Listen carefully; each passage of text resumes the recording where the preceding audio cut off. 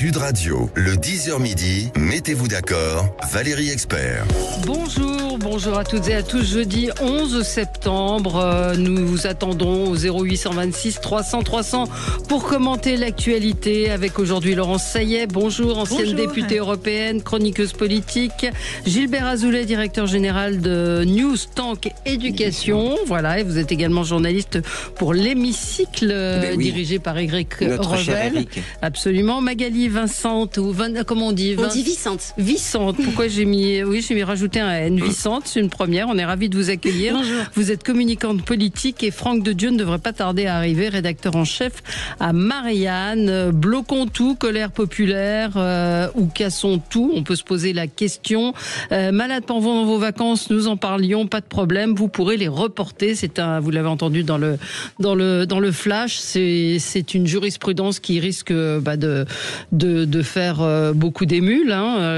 Vous êtes en vacances, vous tombez malade, eh bien vous aurez le droit de reporter ces vacances, de récupérer ces jours. Et puis ce rapport sur les réseaux sociaux et en particulier sur TikTok avec cette question: faut-il les interdire aux moins de 15 ans? Comment faire? Vous qui avez des enfants, vous savez évidemment combien c'est difficile de leur arracher leur portable. 0826 300 300, tous ces sujets avec vous, avec vos coups de cœur et vos coups de gueule. Moi, ce qui a retenu mon attention dans l'actualité, c'est les négociations qui vont commencer. C'est le mot de compromis, les négociations entre le Premier ministre et les différents groupes parlementaires. Pour ne pas être censuré, le Premier ministre va donc devoir faire avec les socialistes et accepter un certain nombre de concessions, comme peut-être le retour de l'ISF, pourquoi pas supprimer carrément la réforme des retraites. Ce matin, Olivier Faure dit qu'il vendra très chèrement sa peau. Ma question, c'est où est l'intérêt des Français dans tout ça? C'est-à-dire qu'on a une France qui est quand même plutôt à droite, même si le Parlement, effectivement, a élu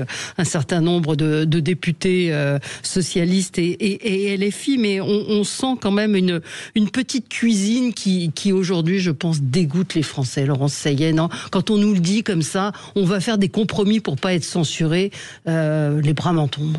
Écoutez, je suis sur votre position. Maintenant, il y a deux voies. Soit il y a la voie du compromis, soit effectivement le gouvernement va tomber et il y aura derrière une dissolution.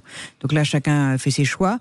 Moi, je pense que Sébastien Lecornu, que je connais très très bien, est un politique de très haut niveau qui est en capacité de mettre les gens d'accord. Néanmoins, vous pouvez mettre n'importe quel mathématicien, si l'équation est insoluble, il va pas vous la résoudre. Non. Donc je ne connais pas les tenants de ces discussions. Effectivement, la France est à droite, la France a besoin qu'on baisse les impôts, la France a besoin que les Français comprennent que on ne peut pas travailler moins et moins longtemps que les autres, et peut-être que nous aurons un budget avec une augmentation d'impôts, un budget avec justement des négociations sur le retour de la taxation des ultra-riches, mais les ultra-riches iront ailleurs, très simplement, comme ça c'est très bien. Comme le PS veut qu'on reste entre pauvres. Oui. Donc tout ceci n'est pas de bon augure. Néanmoins, laissons une chance. Voyons ce qu'il y a dans les discussions. Mais s'il faut faire un virage à gauche, c'est dramatique. Oui, mais on entend les compromis, c'est-à-dire qu'on entend qu'il y a des choses qui ne plairont pas forcément à une majorité de Français. Franck de Dieu vient d'arriver, il est pile dans la discussion. Lecornu, opération dernière chance, taxer les super riches, le débat des économistes. Il y a effectivement ce sujet, parce que je disais que le Premier ministre allait être obligé de faire des... C'est pas un débat d'économistes, Valérie, parce que beaucoup disent que ça n'aura pas beaucoup d'impact de taxer les super riches et il n'y aura pas d'évaporation. Enfin, j'ai des chiffres et des études. Moi, ce qui m'inquiète surtout, c'est qu'on n'a pas de visibilité. Personne ne sait ce qui va se passer. Absolument. Et l'instabilité. Je pensais que j'avais la parole. Vous allez la voir. Mais j'étais là avant. C'est pour vous permettre d'arriver. Vous êtes arrivé en retard, tant pis pour vous. Voilà. Non, c'est insupportable. En économie, on dit les anticipations sont essentielles. En politique, c'est également pareil. Comment voulez-vous qu'on fixe un cap si on ne sait pas où on va? Et là, moi, je dois dire que vous disiez que la France est à droite. Moi, je dirais que la France est en colère, essentiellement. Ouais. Parce que, qu'on soit de gauche ou de droite, on dit à peu près la même chose. Pas d'argent, pas d'aide, pas de services publics, pas de choses comme ça. Donc moi je pense que... On ne dit pas la même chose de gauche ou de droite, pas du tout. Si, regardez... excusez-moi, je débat avec des gens de gauche, je dis tout le contraire. Mais non, Laurence, là où je veux en venir, c'est que tout le monde fait le même constat sur les sujets, sur les services publics et sur les problématiques comme celle-là, comme cela. Donc mon sujet, il est plutôt là, c'est que cette absence de visibilité, elle est absolument abominable et on sait qui est le responsable. Voilà. Oui, alors c'est presque votre coup de gueule, Magali. Oui. Ça rejoint l'ego des politiques. Oui, moi j'ai un coup de gueule, effectivement, mais depuis l'an passé déjà.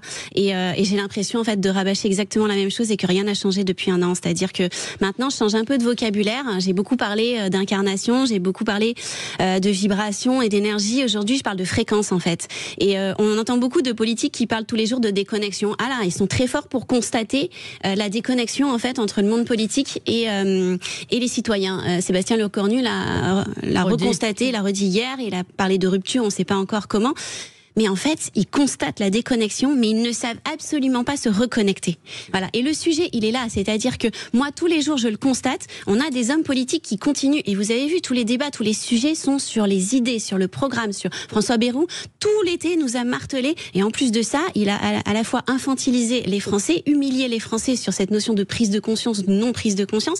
Et donc, il y a une incapacité d'empathie et d'écoute qui, en fait, leur empêche d'avoir un discours sur la fréquence émotionnelle des Français. Vous parliez de colère, c'est exactement ça. C'est-à-dire que là où les gens sont en colère, on a des politiques qui ne sont pas capables de parler sur cette fréquence-là pour dire mais vraiment je vous ai entendu, mais il ne s'agit pas de le dire et de le constater. Il s'agit de le vibrer de l'intérieur. C'est-à-dire quelle est votre colère à vous? Expliquez-nous vraiment comment vous ressentez les choses. C'est ça que les Français ils attendent. Derrière ça, ils sont en capacité d'écouter derrière. Mais si le branchement, vous savez, c'est comme à la radio. Si on n'est pas sur la bonne fréquence, les ondes sont troublées, le message n'est pas clair. Et en l'occurrence, c'est ce qui se passe actuellement. Mais vous dénoncez aussi d'une certaine manière l'ego des politiques qui sont aveuglés. C'est cet ego qui les empêche. Par leurs ambitions. On l'a vu tous les jours. Enfin, typiquement, les gens qui ont refusé de rentrer au gouvernement la dernière fois parce que justement, c'était un intérêt personnel. Il n'y avait pas d'intérêt personnel à y aller. Au contraire. Et qui, en fait, n'y vont pas pour l'intérêt des Français. Mais vous savez, enfin, je veux dire, l'ego, aujourd'hui, c'est bien d'en avoir une partie parce que c'est cette partie de nous qui, des fois, nous protège. Mais au-delà de nous protéger, les 3/4 du temps, elle nous fait faire un certain nombre d'erreurs par justement le fait d'être auto-centré sur soi. Moi, je crois que votre discours est très dangereux, madame. Avec ce qu'on voit dans la rue, des gens qui cassent et tout, de dire aujourd'hui que tous les politiques sont déconnectés, il ne faut pas faire des généralités. Il y a des politiques qui sont très engagés sur le terrain et c'est toujours facile de commenter, mais engagez-vous. Pour tous ceux qui critiquent les politiques, moi je leur dis allez-y, là il y a des municipales, allez-y, présentez-vous, parce qu'à force de dire que les politiques sont tous déconnectés, font n'importe quoi, etc., on arrive à des Jean-Luc Mélenchon qui amènent des gens à casser, brûler. Et c'est ce qu'on entend dans la rue. Votre discours, il est répété par des gens qui cassent les vitrines. Alors, je pense qu'il faut vraiment aller droit et plus en profondeur sur la notion de déconnexion, en fait. Quand je parle de déconnexion, je ne parle pas de déconnexion sur la réalité de ce qui se passe. Je parle de la déconnexion dans le langage. Voilà. La connexion, ils l'ont bien. Ils font les constats. On fait les constats nous-mêmes aussi. Là-dessus, il n'y a pas de sujet. Et moi, j'ai été élue. Je sais très bien ce que c'est aujourd'hui d'être candidate, d'être élue sur le terrain et d'être engagée. La connexion, elle y est. Le problème, c'est qu'il n'y a pas de connexion sur la forme, sur le langage. Et c'est ça qui manque aujourd'hui dans le lien, dans le dialogue et dans l'écoute qu'il doit y avoir avec les Français. Alors Franck, donc la une de Marianne Lecornu, opération Dernière Chance. Et sur ce que je disais, c'est-à-dire où on voit que finalement il y a quand même de la cuisine politique, on va dire. J'avais le mot magouille qui est sorti, mais de la cuisine politique. C'est une cuisine qui est, je dirais, arithmétiquement obligatoire, dans la mesure où vous avez 3 blocs qui sont une sorte de tripartition égalitaire qui conduit mathématiquement à faire de la cuisine. C'est pour ça que je vais être d'accord avec vous, Laurence. Ce que vous dites, Magali, est à moitié vrai. C'est-à-dire que effectivement, il y a un risque de déconnexion des politiques à l'égard des citoyens.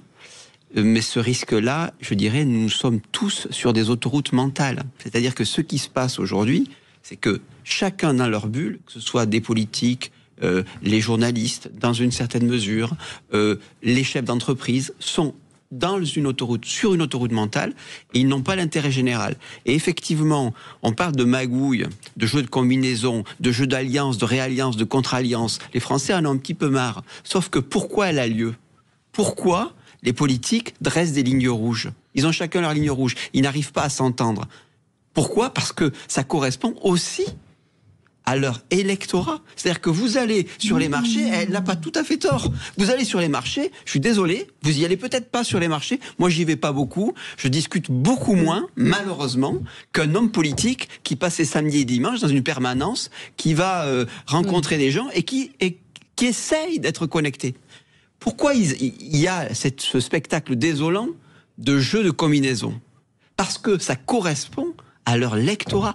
leur électorat ne souhaite pas, l'électorat de madame n'a pas envie que madame s'associe avec des socialistes, des gens du NFP ou des gens du RN. Mais oui, mais c'est et donc, ce qui va se passer. quelque part, c'est ce qui va se passer, mais on va tous être contents, nous les commentateurs, alors peut-être pas, mais bref, les commentateurs, on va tous être contents de dire, ça y est, ils ont pensé à l'intérêt général, ils se sont mis ensemble, ils ont pensé à l'unité nationale, et moi peut-être le premier. Sauf qu'il faut penser aussi au fait qu'ils ont des mandants, ils sont élus, ils ont des devoirs à l'égard de leurs électeurs, et leurs électeurs ne souhaitent pas cela. Et des convictions. Ils ont des convictions. Alors moi, on peut tout simplement se dire, attendez, ils ont tort. Les politiques sont dans une logique de tripartition, et les électeurs aussi. Mais en vérité, il faut quand même la démocratie. Ça consiste pour les élus. Bon, je vais prendre un peu la défense des élus. Eh bien, quelque part, à rester fidèles à leurs électeurs. La culture du compromis qu'on vend tellement en Allemagne, en France, on l'a pas. Parce que il faut tout le monde se mettre d'accord. Mais ça n'a rien à voir. On ne peut pas fonctionner de la même façon. Là où je disais, non seulement il faut soi-disant répondre à l'électorat, mais moi je serais plus sur le terrain des convictions. C'est-à-dire que moi, par exemple, je suis une femme de droite. Je suis profondément persuadée que si on augmente les impôts et que si on pense que taxer les riches et donc sans rien résoudre à côté, c'est comme un crédit à la consommation. Vous êtes dans le mur et au lieu de vous dire qu'est-ce que je revois en termes de dépenses dans mon budget, je vais faire un crédit à la consommation, tout va mieux sur le moment et on n'a rien résolu. Donc moi, ça ce sont mes convictions profondes. Je pense que c'est dramatique pour le pays si on augmente les impôts, pas parce que je suis riche, je ne le suis pas parce que j'ai des amis riches, pas parce que je ne sais pas quoi. Moi, je suis issue d'un milieu social très populaire et j'ai gravi les échelons. Je suis pas une héritière parce que quand on défend les riches, on a l'impression que c'est ça. Mais simplement par conviction. Alors, imaginez, aujourd'hui, je ne suis pas en capacité je ne suis pas en mandat, mais je serais complètement écartelée. D'un côté, je me dirais, mince, on va pas foutre le pays dans le mur, il faut un budget, le système économique nous demande un budget pour avancer et puis pour ne pas être dans le doute, mais de l'autre côté, je vais être obligée de dire oui à tout ce que je ne crois pas. Bien sûr. Donc, vous voyez, c'est quand même un truc... que vos électeurs ne croient pas. C'est atroce, c'est le problème, ce n'est pas que l'histoire économique. Les États-Unis, ils avaient imposé les grosses fortunes, souvenez-vous, après la Seconde Guerre mondiale. Warren Buffett, il a même dit, je veux être plus taxé. Donc, on peut aussi imaginer qu'il y a une sorte de civisme. Exactement. De ce point de vue-là, Laurence, je suis désolé, historiquement, on peut être tout à fait de droite et être favorable à l'imposition du capital, notamment lorsqu'on est gaulliste. On continue ce débat qui vous anime, Magali Vicente, vous aurez la parole dans un instant. 0826 300 300. Vous pouvez bien évidemment réagir sur l'antenne de Sud Radio, également sur le Facebook. À tout de suite. Sud Radio. Sud Radio. Parlons vrai. Parlons vrai. Sud Radio. Parlons vrai. Et on est ensemble avec vous sur Sud Radio jusqu'à midi. 0826 300 300. On va revenir sur évidemment cette journée du 10 septembre hier avec ce mouvement Bloquons tout. Où on a entendu quand même pas mal de témoignages de Français qui avaient l'intention d'exprimer leur colère et qui, au vu de la récupération politique, se sont abstenus. Et on a vu dans la rue quand même, on pourra s'interroger sur les manifestations d'hier et en particulier sur les violences qui ont pu être commises. 0826 300 300. Mais on va continuer notre débat autour des compromis, autour des solutions que va devoir trouver Sébastien Lecornu. Magali Vicente, sur ce qu'on disait sur les politiques et finalement l'intérêt des Français qui paraît loin. Et vous savez, chaque Français fait des compromis tous les jours pour avancer, que ce soit dans sa vie privée ou dans sa vie professionnelle. Et malheureusement, aujourd'hui, en politique, on n'est pas capable de faire du compromis. Il y a d'autres pays européens qui sont parfaitement capables de le faire. Et là où les Français en ont marre, c'est de voir que finalement, tout le monde leur demande de changer, d'évoluer, d'être au cœur de la société qui évolue. Vous savez, à la REF, à la rentrée des entrepreneurs de France, on avait justement tous les chefs de parti qui étaient là et qui constataient le monde a changé, la société a changé. Mais la seule chose qui ne change pas chez nous en France, c'est l'exercice du pouvoir politique.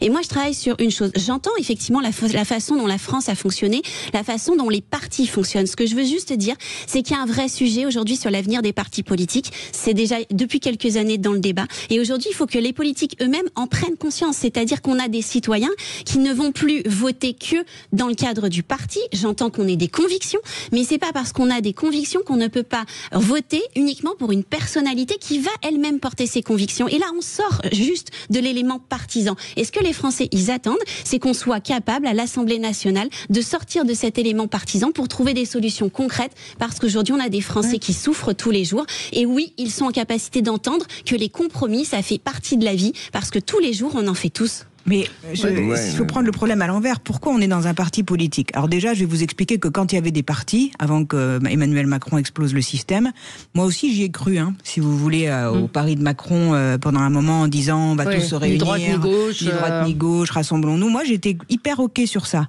Mais en fait ça ne fonctionne pas. Quand il y a une gauche, quand il y a une droite, les choses sont claires, les choses étaient structurées. C'était beaucoup moins le bazar que maintenant. Moi, quand je débat avec des gens de gauche, j'ai un immense plaisir intellectuel. Quand ils sont pas extrémistes, parce que justement, si vous voulez, c'est vraiment un vrai débat d'idées de fond, et je trouve ça très intéressant.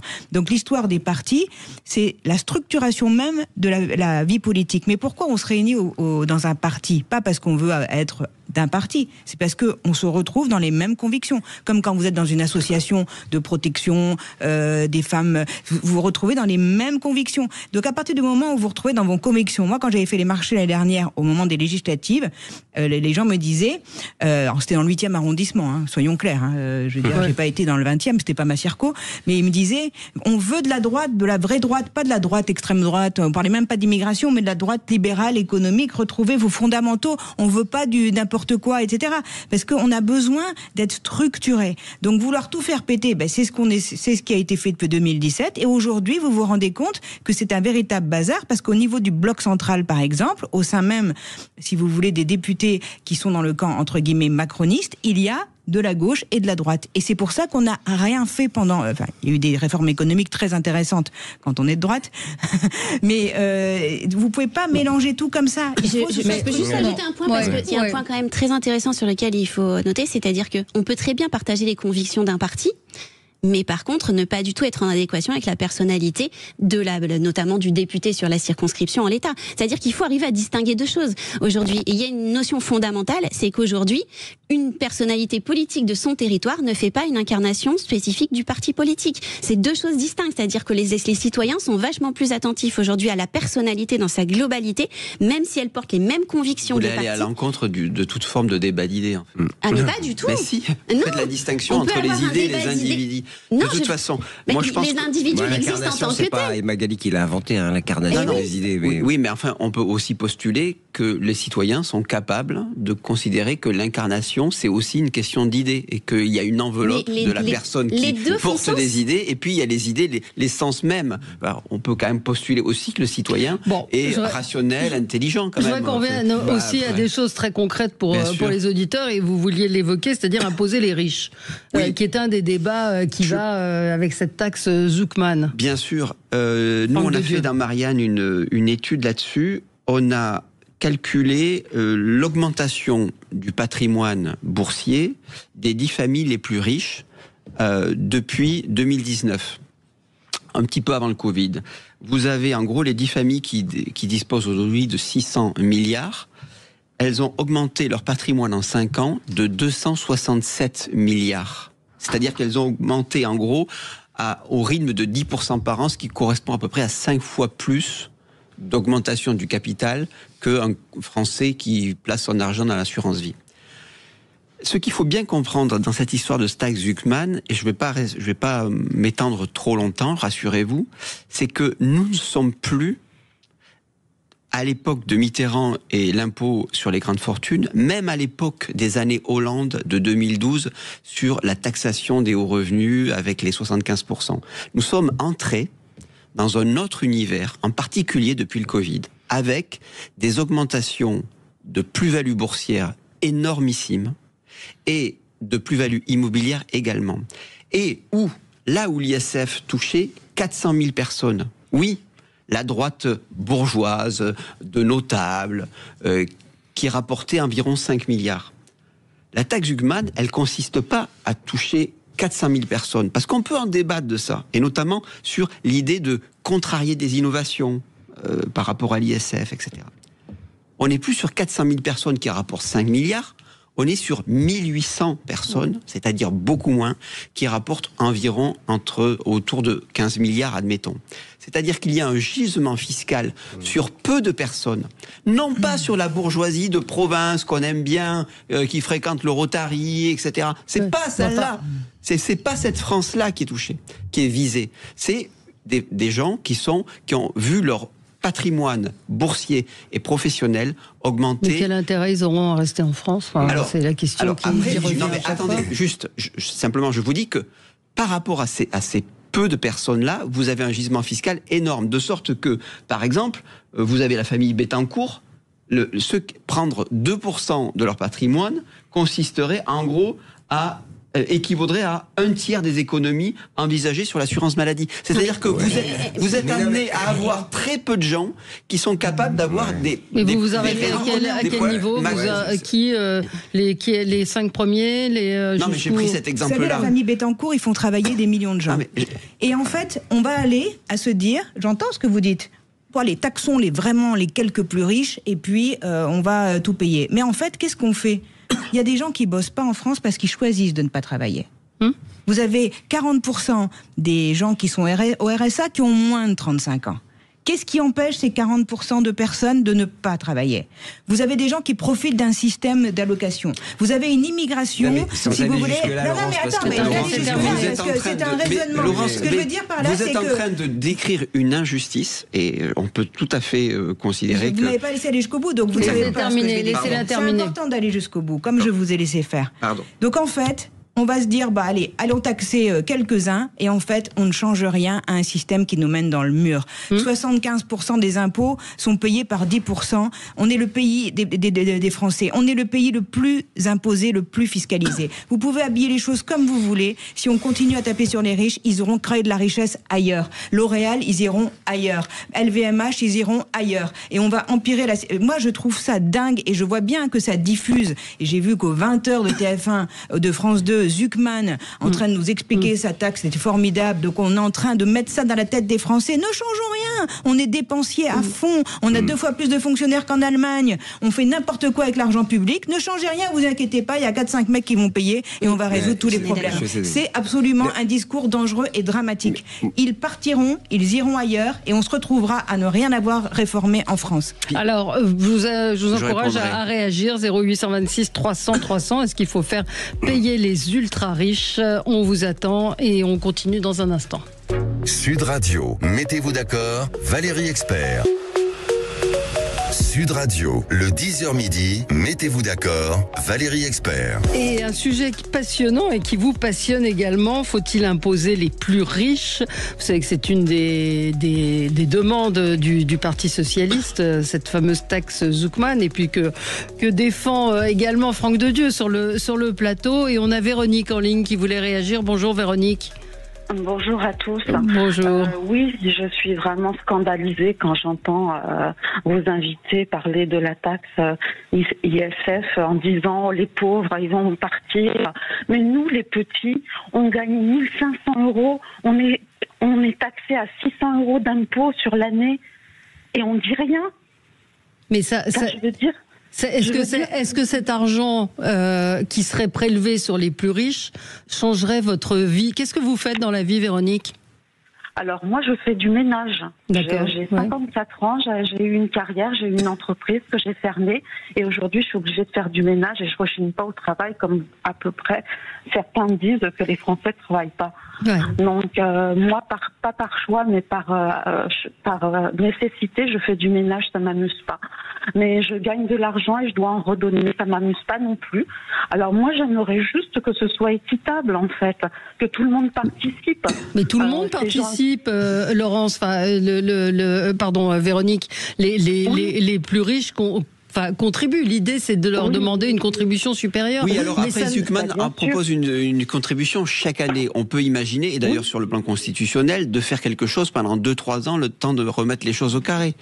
Mais vous savez que ça... Je voudrais juste rappeler quelque chose. Alors, parce Laurent, que ça y est, puis après Véronique va répondre. Si on regarde, et tout le monde peut aller sur le site des impôts, Donc le SMIC est à 1 480 euros net par mois, jusqu'à 11 497 euros par an. Et en plus, si vous voulez, il y a un barème progressif, vous ne payez pas d'impôts. Et ceux qui gagnent plus de 180 000 euros par an payent 45% d'impôts.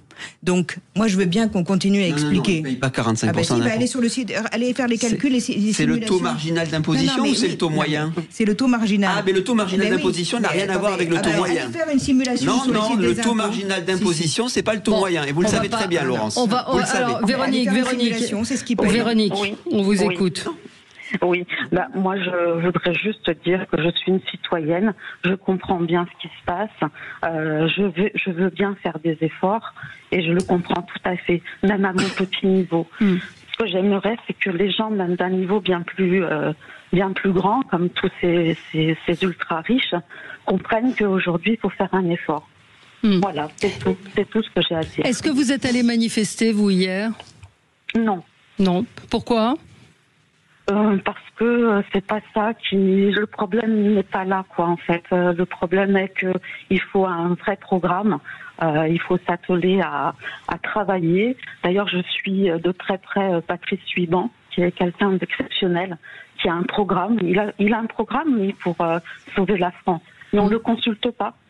Ouais. Voilà. Après, il y a beaucoup de gens qui ont des idées et évidemment, c'est toujours assez complexe. Merci Véronique de nous avoir appelé.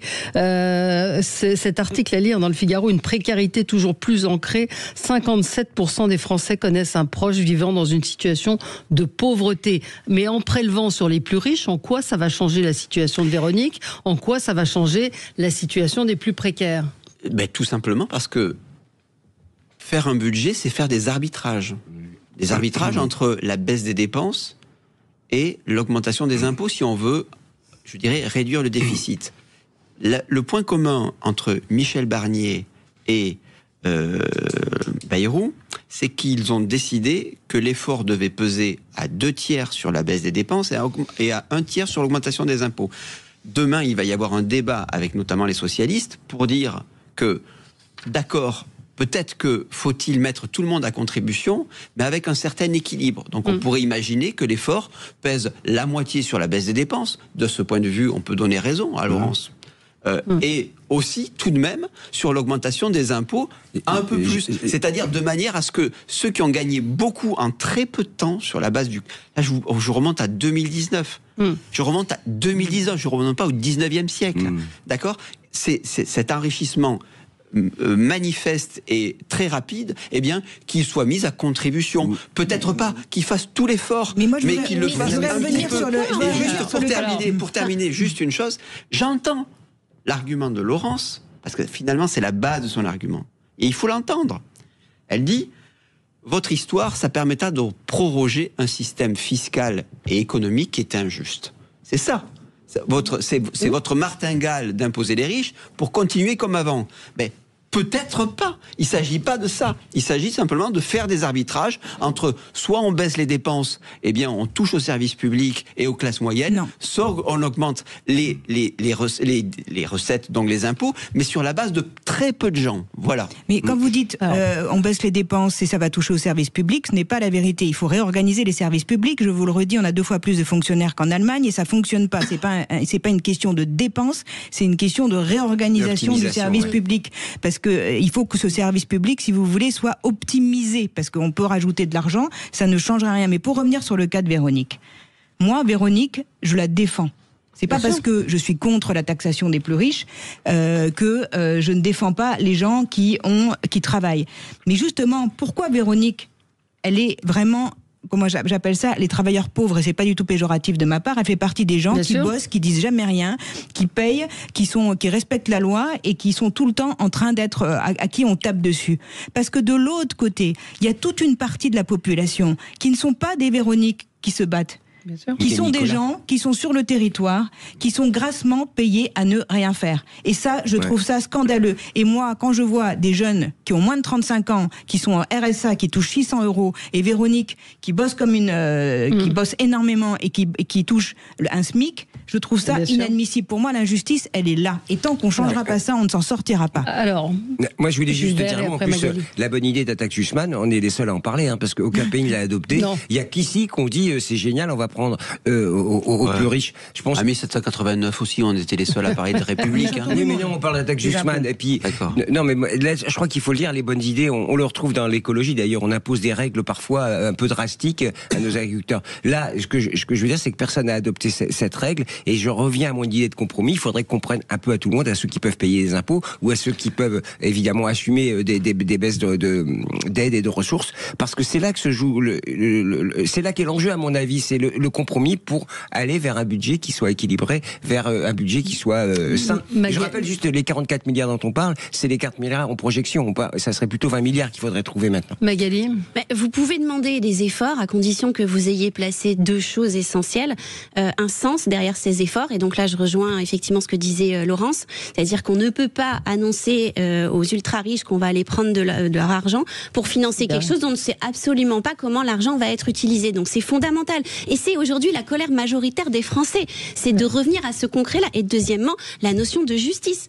Je veux dire, la blessure d'injustice ressentie par l'ensemble de la population aujourd'hui, elle est tellement exacerbée par cette notion de on dépense mal et on ne donne pas l'argent où il faudrait. Et le citoyen moyen qui paye ses impôts ne sait plus où est-ce qu'il va. Tous les jours, il le voit. Ça, tant qu'on ne le rétablira pas, on ne pourra pas remporter l'adhésion de l'effort collectif. Parce que Véronique le disait, elle est prête à payer des impôts, tout le monde à contribuer. Sauf que quand on en voit l'utilisation, on peut s'interroger. Alors ce matin, il y a une proposition c'est le Parisien qui nous donne cette info, le député insoumis de Paris, Rodrigo Arenas, qui va déposer une proposition de loi visant à créer une microtaxe de 0,5% sur tous les flux financiers numériques. Elle rapporterait 212 milliards d'euros. C'est-à-dire que dès que vous payez avec votre carte bancaire, 0,5% serait prélevé pour combler la dette. Alors, je ne sais pas si ça peut... tout le monde... Pardon ? Je dis qu'on continue à trouver des pistes de taxes. Et on est déjà champion du monde des impôts, on va être champion du monde de l'univers. On va même plus savoir. On est taxé dès qu'on sort de chez nous. De toute façon, on est taxé toutes les secondes. On va continuer. On a deux appels. Olivier et Hervé qui seront avec nous, qui veulent réagir à ce sujet. Imposer les plus riches. Qu'en pensez-vous ? Imposer les ultra riches.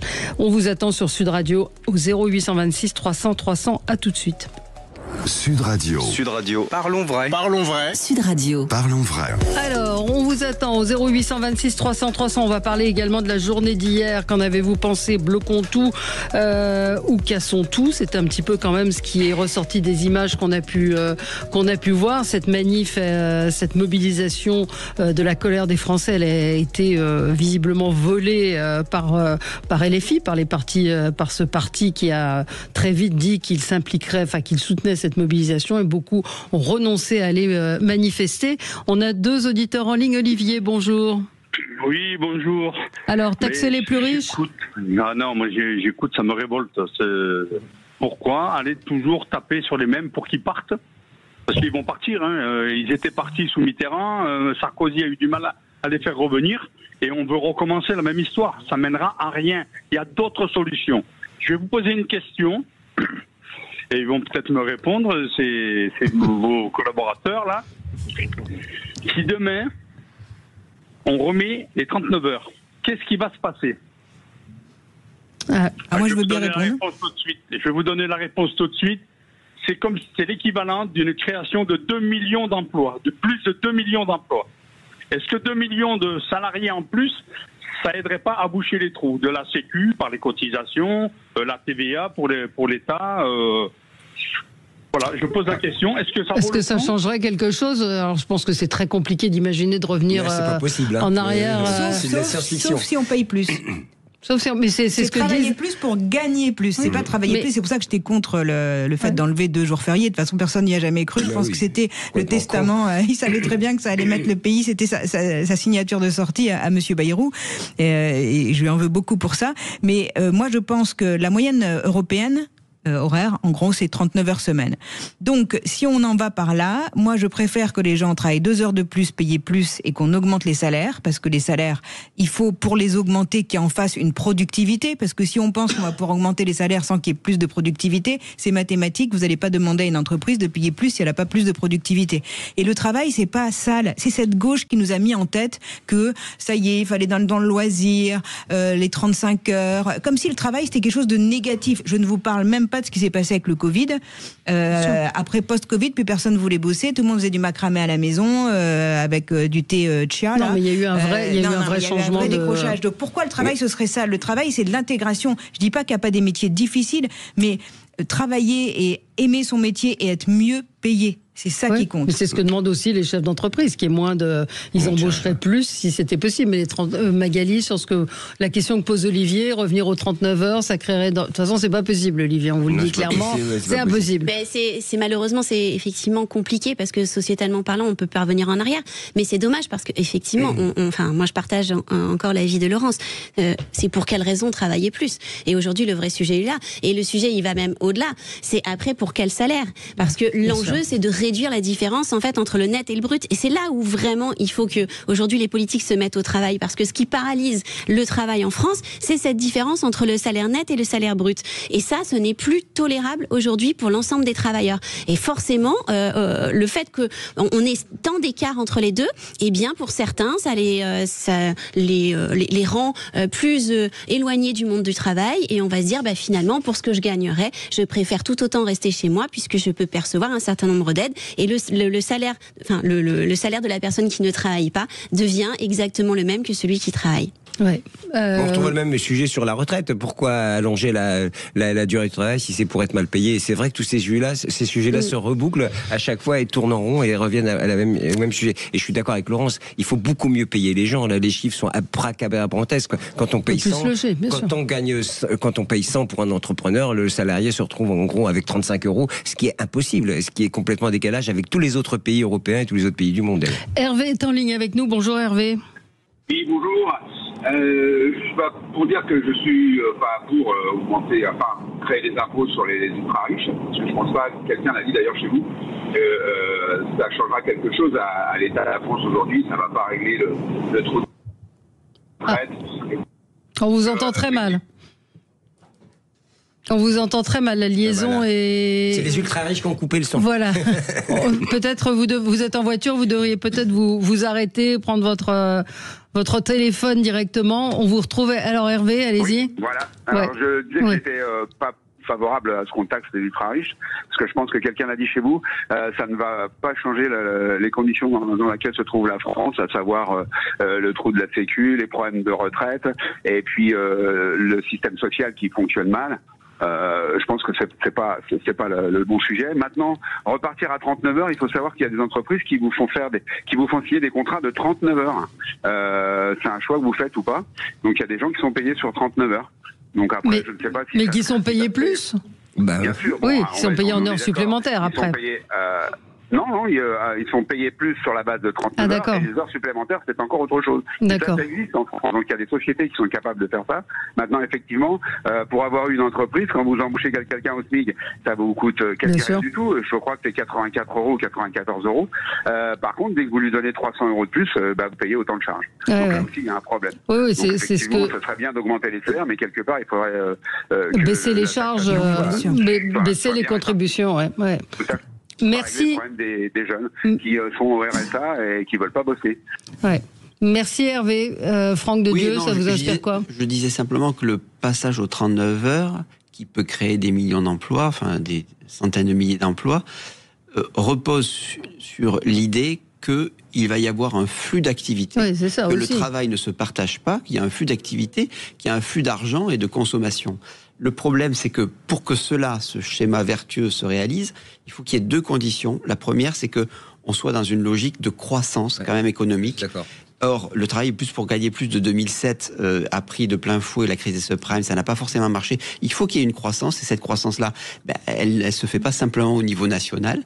Et deuxièmement, et ça a été dit, il faut qu'il y ait des gains de productivité. Le problème aujourd'hui, et c'est pas un sujet simplement français, c'est qu'il y a un problème de stagnation de la productivité. Nous n'arrivons pas à gagner de la productivité, alors que, à la différence des États-Unis, d'autres pays. Mais service public inclus. Alors service public inclus, mais c'est pas qu'une question de service public. Je crois que j'ai déjà. Il y a un manque d'investissement qui fait que on n'arrive pas à. Et puis il y a peut-être. Bon, après il y a des économistes qui appellent ça la grande stagnation ou la stagnation, je dirais permanente, de sorte qu'il y a une sorte de butée sur les gains de productivité qui n'augmentent pas en Europe. Oui. Alors on va passer à votre coup de gueule, Laurence, parce que je voudrais qu'on change de sujet aussi et qu'on parle de ce qui s'est passé hier, de cette manifestation. On nous avait parlé d'une colère populaire. Les Français sont certes en colère, mais ceux qu'on a vus dans la rue, le profil nous a un peu interpellés, entre les lycéens du 16e arrondissement ou devant le lycée Henri IV qui ont poussé les poubelles et un certain nombre de conneries quand même qu'on a pu entendre, de trucs complètement délirantes, et puis ces exactions qui ont été commises un peu partout. Voilà, moi je voudrais me centrer sur le sujet de la violence lors de l'événement. Bien sûr, ça n'englobe pas tous les gens qui ont manifesté, on est bien d'accord, et je veux pas revenir sur le sujet économique. Donc il y a eu 675 interpellations, 549 gardes à vue, 23 policiers et gendarmes blessés. Comment on peut encore accepter dans notre pays? J'attends de voir comment sera la justice pour ces personnes qui ont blessé des policiers. Moi, j'ai 3 scènes qui m'ont particulièrement marquée. La première, vous l'avez citée, c'est devant le lycée. J'ai vu des gens cagoulés, je pourrais même pas dire c'est des jeunes, des pas jeunes, ils étaient cagoulés, tellement courageux et tellement déterminés à faire des choses honnêtes, qui balancent une poubelle sur quelqu'un des forces de l'ordre. Donc ça, déjà, je me dis, qu'est-ce qu'on a dans la tête ? Qu'est-ce qu'on a dans l'esprit pour pouvoir faire un truc pareil? Ensuite, j'ai vu une autre image, de parpaings qui ont été envoyés sur des forces de l'ordre à Lyon. C'est fait pour tuer. Vous recevez ça sur vous, c'est fait pour tuer. Et enfin, 3e image qui était un peu moins grave, mais j'ai vu une interpellation. Donc c'était 3 policiers qui étaient en civil, mais avec un brassard, qui essayaient d'interpeller une personne. Et un groupe de personnes, des femmes, des gens, monsieur, madame, tout le monde, qui arrivent, qui poussent la police, qui interdit à la police d'interpeller un individu dans le calme. C'était dans le calme. Donc quand moi je vois tout ça, je me pose la question en fait du rapport à l'autorité, et je suis très inquiète. Je suis très inquiète parce que je pense que ces gens qui sont capables de cette violence, je me demande ce qu'ils font chez eux.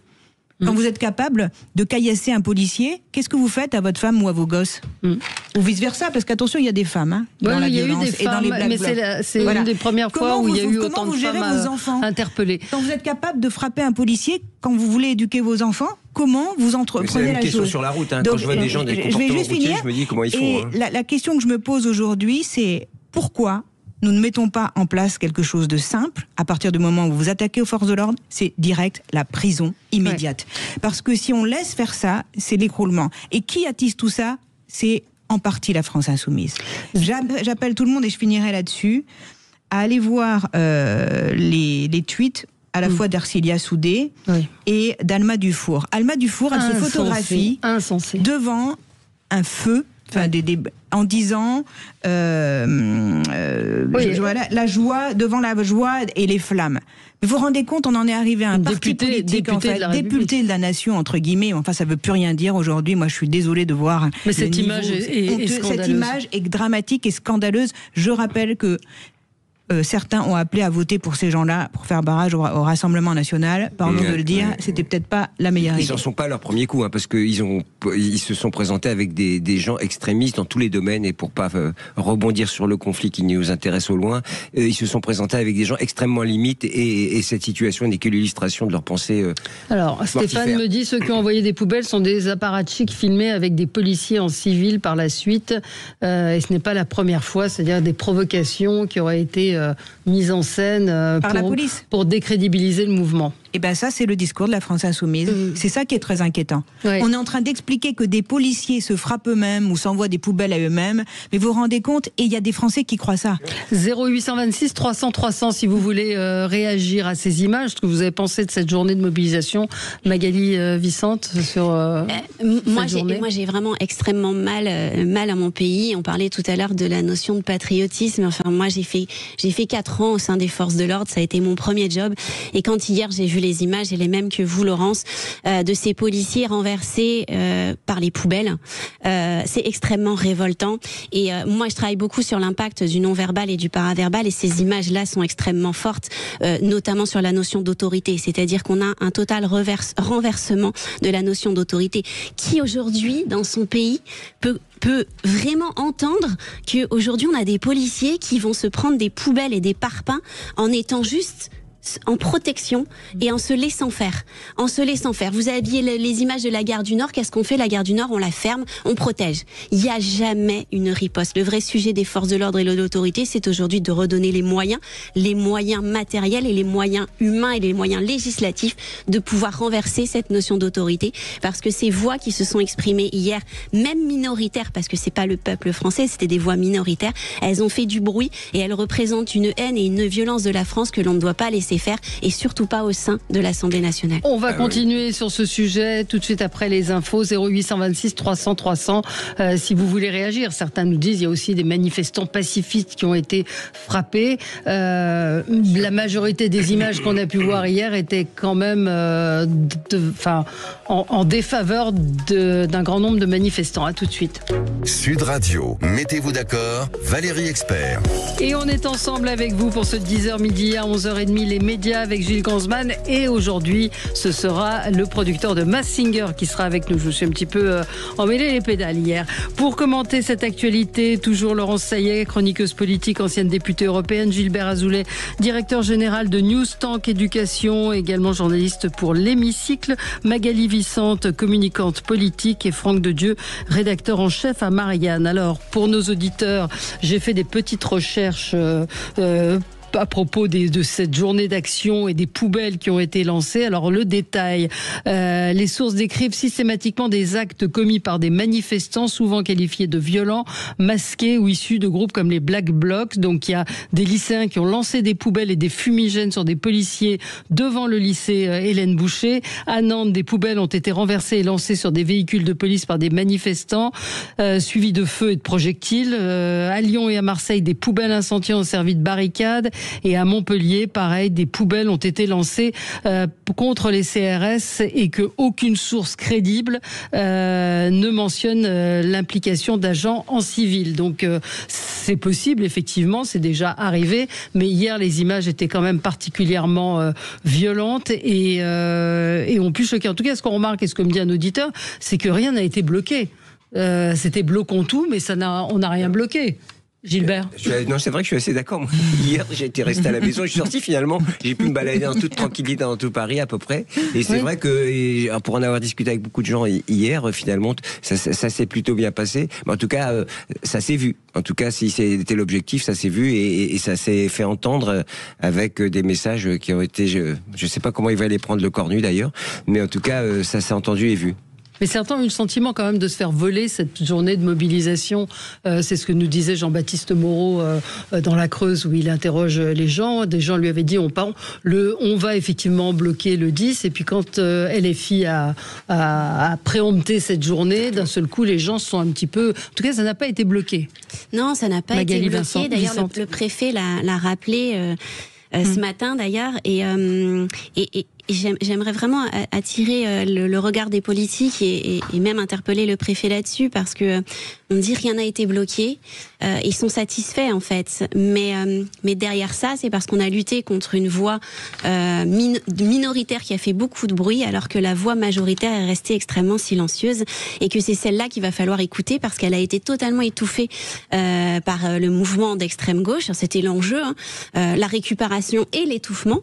Et aujourd'hui, il ne faut pas qu'on considérer que parce que cette action de blocage n'a pas réussi, eh bien, ça résout le problème. Au contraire, c'est que ces voix-là, elles sont toujours sous-jacentes, et si elles ne sont pas écoutées et entendues par Sébastien Lecornu, ça va être encore plus compliqué. Et il y a d'autres choses qui vont être réorganisées. Peut-être que ces personnes qui étaient à l'initiative de ce mouvement vont peut-être changer de stratégie pour la réorganisation, pour éviter justement toute récupération.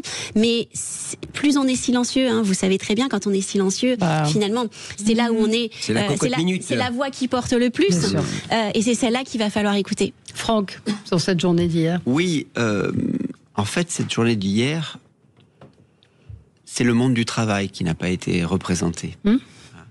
Et c'est la différence avec les Gilets jaunes. C'est-à-dire que pour que cet événement prenne, il a fallu que le monde du travail soit présent.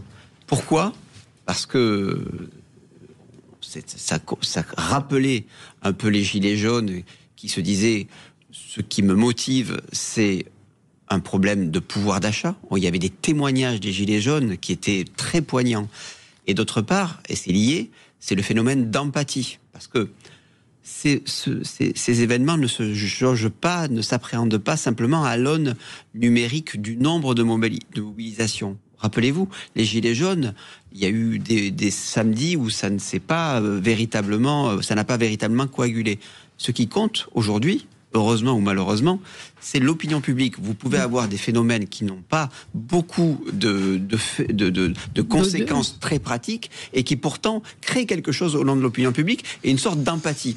Je pense, mais peut-être que je vais me tromper, je pense que le fait qu'il n'y ait pas eu le monde du travail risque de faire baisser la proximité de l'opinion publique à l'égard de ce genre d'arguments, de manifestations qui finissent un peu par être éloignées des préoccupations générales des gens. Oui, le drapeau palestinien qu'on voyait partout, quel rapport avec le pouvoir d'achat qui ont été aussi arrachés. Par rapport à ce que disait Magali, je suis assez d'accord, c'est-à-dire qu'attention, et ça vaut aussi pour nous, et pour moi, c'est que les commentaires à chaud des événements, le nombre d'interpellations, les images chocs, peut-être que ce genre d'événement doit s'appréhender peut-être à plus long terme. Il y a quelque chose, tout de même, encore invisible, qui va peut-être émerger a posteriori, c'est que quelque chose se travaille dans les bases du pays. Il y a des sortes de sous-massements politiques, idéologiques, qui vont peut-être commencer là. Vous avez parlé justement, Valérie, je ne sais pas si c'était hors antenne ou lors de un micro ouvert, mais le fait qu'il y avait beaucoup de femmes dans les interpellations. Que cela signifie que des femmes soient interpellées. Attention, dans les Black Blocs, c'était pas des femmes. Qu'est-ce que ça suggère ? Mais qu'est-ce que ça suggère ? Moi, j'avoue, je ne sais pas. Il faudrait demander à des sociologues, à des gens qui ont vraiment travaillé sur les mouvements sociaux.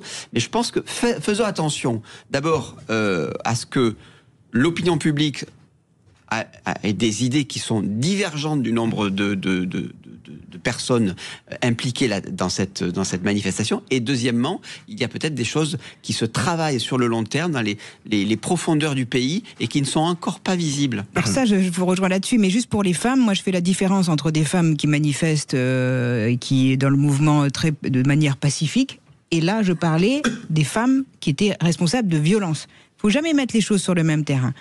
C'est-à-dire que quelqu'un qui est violent, on n'a pas à le considérer comme ceux qui ne l'étaient pas. Il faut toujours faire la différence. Ça, c'est très important. C'est le droit de manifester existe, le droit de casser n'existe pas. Moi, je pense que le plus gros danger et de crise en France n'est même pas dans ceux qui voulaient faire cette mobilisation. C'est vraiment la vraie France silencieuse. Ouais. Celle qui ne projette jamais de manifester, celle qui ne projette jamais de bloquer parce qu'elle ne peut pas, parce qu'elle considère que c'est pas les bons moyens.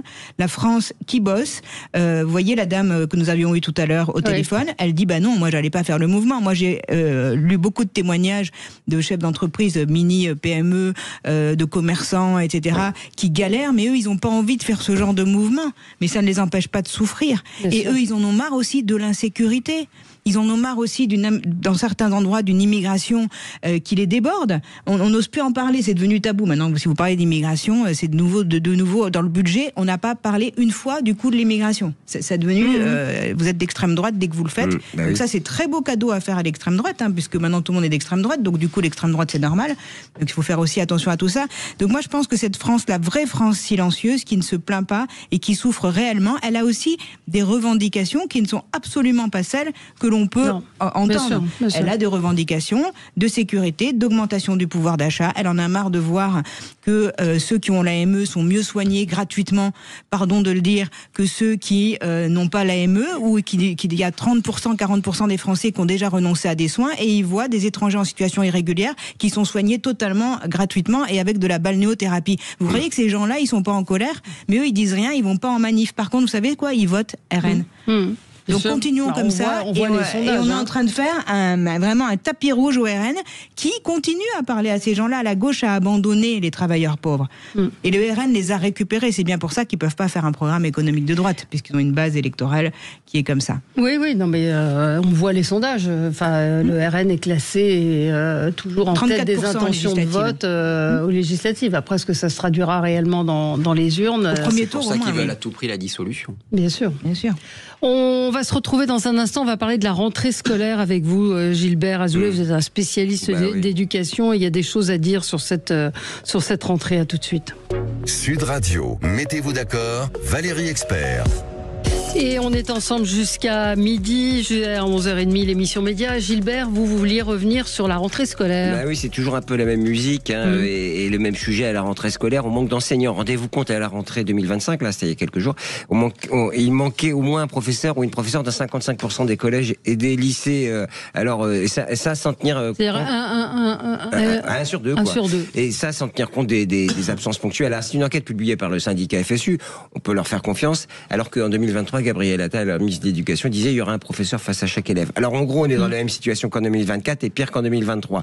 La pénurie d'enseignants est liée à la crise de recrutement, mais aussi un manque de remplaçants. Même les absences prévisibles et connues sont pas remplacées.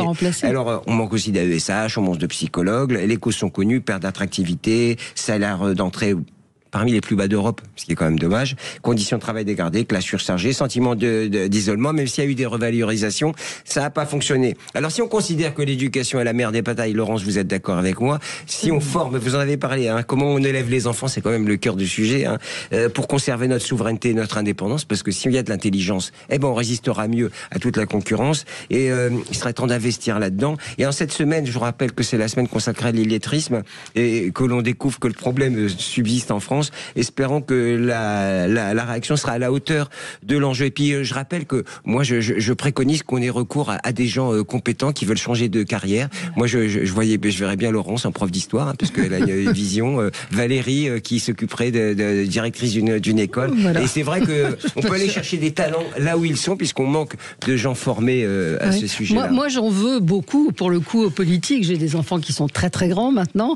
Et déjà quand ma fille était à l'école, il y avait eu des lettres qui nous avaient été envoyées, ou des messages à l'époque, je ne sais plus si je suis un peu dinosaure, où on nous demandait si on connaissait des profs de maths ou des profs d'allemand. C'était il y a pas loin de 20 ans.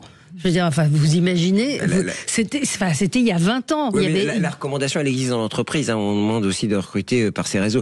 Non, moi je pense qu'il faut... On parle de l'éducation nationale. On voit le niveau, à quel niveau on recrute aujourd'hui, le nombre de candidats au CAPES qui a diminué. En maths, on manque de mathématiciens. Non, le problème, c'est qu'il faut revaloriser ce métier. Avant, le curé, le professeur, l'instituteur, c'était des valeurs sûres dans les villages et dans les cités. Là, aujourd'hui, ces postes ne sont pas à la hauteur des enjeux. Et c'est vrai que moi, je pense qu'il faudrait revaloriser les métiers. Alors, quand je dis ça, tous les fonctionnaires sont à revaloriser, selon moi. Mais c'est vrai que c'est un métier essentiel. Il faut le rendre attractif, mais moi je pense que c'est tort partagé, parce qu'il y a aussi... Alors, moi je trouve déjà, je suis révoltée quand je vois que nos enfants ne peuvent pas être encadrés suffisamment, certains enfants dans l'école publique, parce que ça c'est le cœur du sujet. C'est le cœur du sujet. C'est-à-dire que l'égalité ou l'inégalité, elle commence là.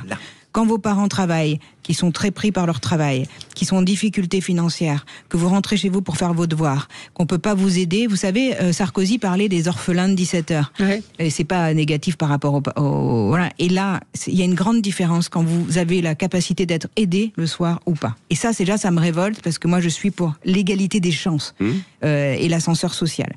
Là où je mettrais une nuance, c'est qu'il y a aussi beaucoup de parents démissionnaires et qui gênent le travail des enseignants. Avant, quand je vais faire vieille boumeuse là, mais c'est pas grave. Avant, chez moi, pourtant je suis issue vraiment d'un milieu modeste, il n'était pas question de critiquer le professeur. Bien sûr. T'as une punition, tiens, double dose. On n'osait même pas dire qu'on avait des punitions.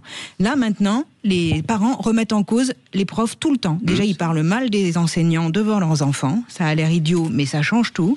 Ils remettent en cause les enseignants en débarquant à l'école. Pourquoi vous avez mis telle note à mon enfant? Ils n'apprennent plus à leurs enfants le respect et aussi la valeur travail. Et puis il y a plein de parents qui s'en foutent. Les gamins rentrent de l'école, eux ils font autre chose. Les parents sont sur leur téléphone ou autre chose, et les gamins, ils ont qu'à se débrouiller pour les devoirs. Il y a aussi ça. Il y a autant de parents qui ne peuvent pas aider parce qu'ils sont pris par, si vous voulez, une pression de travail qui les empêche d'aider leurs enfants. Et il y a aussi des parents qui s'en foutent et qui attendent tout de l'école. Moi, j'étais nutritionniste et je travaillais dans les cantines scolaires. Et les parents nous demandaient, donc on fait les menus pour les enfants, de leur donner des idées de menus pour le soir. Et donc, même pour le dîner du soir, on aurait dû intervenir. C'est une histoire comme ça, mais c'est pour montrer. Moi, ça va. Donc, on ne peut pas attendre tout de l'école. Néanmoins, l'obligation aujourd'hui de l'État, c'est de donner sa chance à tous. Et je pense que l'histoire des études le soir, gratuites pour les enfants encadrés, c'est très très important. Alors, Magali, pour moi, ça va vraiment au-delà, c'est-à-dire qu'on est en train de parler quand même du socle de la République, et ce qui est en train de se passer au sein de l'éducation nationale est vraiment un marqueur très fort de finalement l'incohérence de l'éducation nationale aujourd'hui et l'illustration de l'incohérence du sens politique que l'on a donné depuis plus de 30 ans, et notamment à notre politique envers l'éducation nationale. On a quand même un système, vous le rappeliez vous, moi aussi, mon fils est très grand, qui n'a pas bougé. C'est-à-dire qu'on est dans une société qui évolue hyper vite, et à contrario, en face, on a un système qui est empêché et qu'on a créé nous-mêmes et qui s'empêche lui-même d'évoluer à la vitesse où on le devrait. Et pour moi, le cœur du sujet, il va au-delà, il va vraiment sur les enjeux de société. L'enjeu de société aujourd'hui, c'est de redonner le pouvoir à nos enfants, et ce pouvoir, c'est dans l'esprit critique. Ah non, aux enseignants. À nos enfants dans l'esprit critique. Ah oui, dans l'esprit critique. On a un vrai sujet, c'est-à-dire que nos enfants ne sont plus éduqués dans le sens esprit critique, avec tout ce qui se passe aujourd'hui sur les réseaux. On parlait peut-être potentiellement de l'interdiction des réseaux. On doit vraiment éduquer nos enfants là-dessus et ouvrir l'esprit. Bien sûr qu'il y a les bases, on doit enseigner, on doit éduquer la grammaire, le français, les mathématiques, mais il y a des vrais sujets aujourd'hui de vie quotidienne qui doivent s'emparer les enseignants pour éduquer nos enfants. Je pense que c'est aux parents de faire ce job. Ça prend beaucoup de temps et c'est très contraignant d'expliquer à un enfant, de l'accompagner. Mais moi, je pense que l'éducation et les parents, ils sont le week-end en entier avec leurs enfants. Ils ont le temps aussi de leur donner du temps. Je parle pas pour les gens, je reviens encore, qui sont dans des difficultés. On est bien évidemment, on va pas taper sur les gens qui sont déjà en galère, mais de leur donner du temps, de pas laisser les gamins comme ça livrés à eux-mêmes, de faire des activités avec eux, de leur enseigner, de les accompagner. On attend tout de l'école. Non, il y a une partie de l'éducation qui doit être faite à la maison. Franck. Donc il y a l'exigence d'esprit critique, évidemment, mais il y a aussi de l'exigence du savoir. Du savoir, je suis d'accord. Moi, je veux bien qu'on interprète un texte de Platon pour savoir s'il a raison ou s'il a tort, mais avant, il faut connaître dans quel cadre il s'inscrit. Il faut surtout savoir lire. Enfin, moi, je vais commencer par là. Oui, il est triste que j'en parlais. C'est un phénomène encore aujourd'hui. Quels sont les concepts qui sont sous-tendus là-dedans? Moi, je sais pas. Avant, c'est très bien l'esprit critique, mais je dirais il y a un préalable. C'est quand même la transmission du savoir. C'est la transmission du savoir. Moi, je crois que je suis assez d'accord. C'est-à-dire que si on dit que l'école est sacrée, il faut employer des mots. Peggy disait, tout commence par la mystique. Il y a quelque chose comme ça. L'école est sacrée, c'est un sanctuaire. Ça suppose au moins deux choses. La première, c'est que les professeurs doivent être revalorisés. Je suis tout à fait d'accord avec vous, Gilbert. Les professeurs doivent être revalorisés quand vous faites des comparatifs par rapport à ce qui se passe.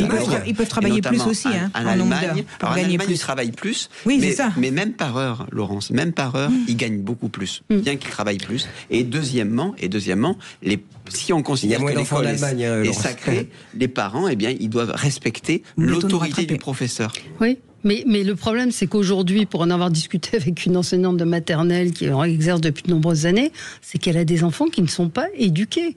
Donc, elle a remarqué un changement de comportement. Donc, comment voulez-vous que les parents respectent les enseignants quand les enfants eux-mêmes se comportent comme des sauvages? Je veux dire, elle a eu ce mot, et on n'est pas dans des quartiers difficiles, on est dans des banlieues Attention, surtout dans les quartiers bourgeois, il y a cette forme de révolte. Regardez d'ailleurs les black blocs bourgeois et les gamins qui sont hyper gâtés dans des milieux très aisés où on leur explique qu'on doit avoir du mépris pour tout le monde. Attention, ces gamins-là, c'est atroce à l'école. Il faut voir comment ils prennent de haut les enseignants. Le sens que l'on donne à l'école, il est fondamental, parce que quand on parle de socle de la République, c'est quoi aujourd'hui le socle de la République? Qu'est-ce qu'on met au sein de nos écoles pour rétablir ce socle républicain-là? Et ça, c'est important qu'il soit porté à la fois par les différents ministres, mais qu'il soit aussi porté par le chef de l'État. Ça provoque en tout cas une augmentation de l'enseignement catholique et d'enseignement privé. Oui, et ça crée une inégalité en plus encore plus forte. Oui, mais heureusement que ça existe à côté pour essayer de... Allez, vous avez 1 minute pour votre coup de gueule, pardon. Mais alors ça va nous ramener au sujet du début, mais c'est que moi je trouve, il y a un article dans Le Monde qui constatait que les propriétaires de résidences secondaires à l'île d'Oléron se révoltent parce que, ils sont sollicités fiscalement. Alors, ils considèrent qu'il ne faut pas qu'ils aient de taxes d'habitation ou de surprimes de taxes d'habitation. Moi, je suis assez révolté par cela parce que je trouve que ils ont constaté une augmentation inouïe de la valeur de leur maison. On est face à un problème dans cet arc atlantique et même ça avait été le cas de l'île de Ré, il y a quelques années. Un problème de manque d'actifs. Vous avez un manque d'actifs et vous avez aussi tout de même des services publics qui doivent fonctionner. Et quand je vois des personnes qui voient le prix de leur résidence secondaire augmenter dans des proportions inouïes et refuser d'être mis à contribution au bénéfice de ceux qui les entourent, c'est-à-dire des gens qui sont permanents ou qui sont à proximité, parce qu'évidemment, vous ne pouvez pas tous vivre à l'île d'Oléron, mais vous pouvez être sur la côte. Ils sont riches, Franck. Vous voulez taxer les riches, ils sont riches. Ils sont déjà taxés. Vous remarquerez quand même que je suis cohérent par rapport au début de l'émission. Mais ils payent déjà une taxe sur les logements, inoccupés, vacants. Oui, ils payent déjà. C'était sur la taxe d'habitation où ça a explosé complètement, avec une forme d'injustice pour des gens qui ne sont pas forcément fortunés. Allez, merci à tous les quatre. Tout de suite, les médias. On va parler de Mazinger. À tout de suite. Sud Radio, mettez-vous d'accord, Valérie Expert.